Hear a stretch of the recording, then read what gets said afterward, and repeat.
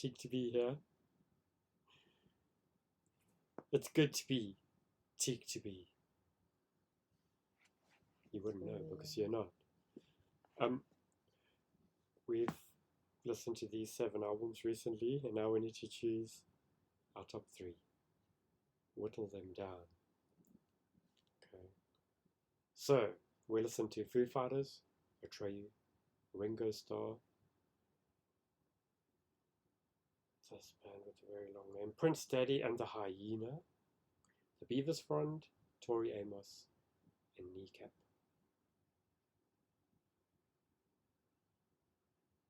Who's going to go first? We're going to choose, each of us are choosing our top 3. What are you doing? Rock, paper, scissors. Oh. Rock, paper, scissors. Oh. Snipped you. So what does that mean? You go first. If I won, I go first. Isn't going first like punishment? Is it? I'll go first if you want me to. No. What? Okay. No, I don't know that I'll rather lose rock, paper, scissors from now on. I won't try. I won't do scissors first. Okay, let's see. So, 3rd place.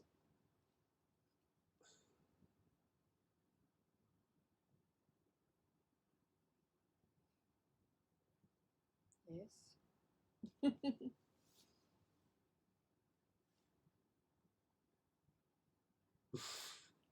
want me to go first? What? Do you have your 3? Oh.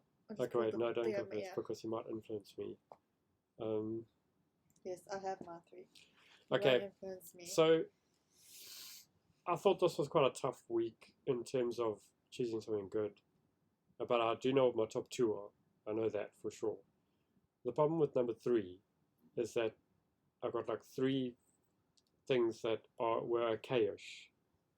They could go into 3, but so I would be choosing between Atreyu, Prince Daddy and the Hyena, and KNEECAP. Go in 3rd place. For the 3rd place. But Atreyu has got Max Cavalera on it. He's one of my favorite artists of all time. It doesn't count, it's on one song. I know, it's one of my favorite artists of all time. One song. I know, but I'm not finished saying. But apart from that, I thought it was an average album. So I would only be choosing Atreyu because of get sucked up about Max, which is a bit unfair. So I'm not choosing Atreyu. But it wasn't bad. It's just I didn't think it was different enough to any of their previous stuff or better than their previous stuff or anything. I don't know. It's not going into my top 3. Prince Daddy and the Hyena was cool. KNEECAP was different to what I was expecting. Okay, I was expecting something heavier, but they for some reason I just thought they were going to be like Rage Against the Machine or something, but they were not. They're more like electronic rap, kind of thing, which was like a surprise to me. And I thought that the good songs were actually really good, but then there were a lot of like average songs on the album. But I think that they're different enough to go through to my top 3. So I'm putting them at 3rd place. But it was a little bit tough to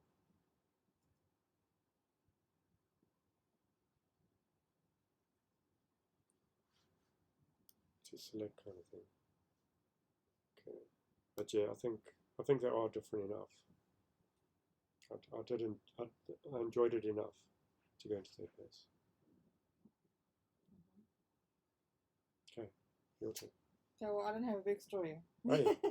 But my number 3 is Ringo Starr. Ringo Starr? Yeah, I enjoyed that one. Oh, I did too. Now I'm feeling bad. No, you don't want to vote for Ringo? Such a nice guy. He is, actually. Okay. I definitely know what my top 2 are. The problem is what is number 1. But okay, I'm putting Bevis Frond at number 2.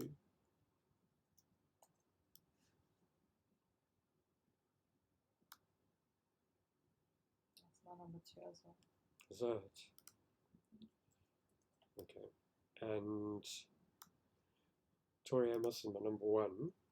Reason being, I've always liked her good songs, obviously. You know, Cornflake Girl was obviously the song that came out when I was most into my 90s music in my teenage years kind of thing. I didn't really get into stuff before that, the first album, as much as I got into Under the Pink. But Under the Pink did bore me a bit, you know. But I actually thought this album, like, I'd rather listen to more of this album than what I felt when Under the Pink came out. You know what I mean? Like, I did like Cornflake Girl, and I struggled to find other songs on that album that I thought were as good or worth putting the album on for. It was a bit of a slog listening to the album. But this album, this time, what's it? Time of Dragons. I can't remember the names. In Times of Dragons. Yeah, this album I actually thought was really cool. Thought it was like, there was lots of good ideas on it, and the piano playing is amazing, and on the main songs there's some really, really cool ideas, and yeah, I actually thoroughly enjoyed this album. That's like my favorite Tori Amos album now. I think that's your favorite one this week. I do. Oh. Okay. Okay, what do you think my number 1 is? I think it's also Tori Amos. But I might be surprised. Oh, you're going, okay. Can't Stand You. Wow. Okay. I liked it because it had like a old school kind of. Yeah. Wow. Yeah, I know. I liked it. I also did. That's reminded me of like a mix of like Blink and Yellow Card, like that kind of era. I enjoyed it. Cool. Yeah, I also did. That was tough to choose my third place one because of that kind of thing. So the actual fact that overall winner is the yeah, I know, the Bevis Frond is. So yeah, the one that's common to both of us was actually the Bevis Frond. Yeah, surprisingly. So that was actually a very interesting album. I mean, definitely quite different to most stuff out there. It's like a weird, yeah, it's quirky. Definitely worth a listen. Yeah, well, that's actually quite a cool mix of stuff we got, you know, like, because we've had a couple sessions now where we've had very similar stuff. This is not. So, there we go. That's how it pans out. Give these albums a listen. Some good stuff out there. Yeah. Yeah. I thought you were going Tori Amos, but yeah. I'm quite chuffed that you didn't, actually, because that, yeah, highlights how difficult this week actually was. I mean, there was clear losers this week. Let's be honest.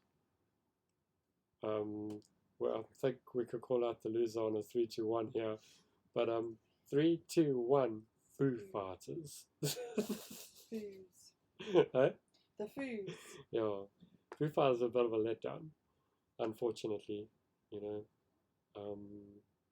Well, yeah. I mean, the first two are basically neither one of us chose at all. So. Yeah. Interesting, yeah. Yeah, I mean, I wanted ever since the first two albums, I've wanted there to be another Foo Fighters album that hits me in the same way as the first two albums did, personally. You know, I think that's a common thing for a lot of people, but I was hoping now would be the time, you know, when you got, I mean, there's a lot of names here that have been around for a long time, You know, Tori, Amos, Bevis, Frond, Ringo, Starr, Atreyu, Foo Fighters.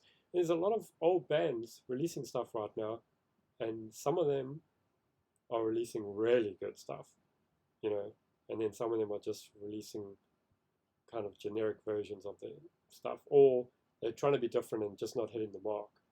But like when you got bands like Deftones doing what they're doing right now, that's the new mark.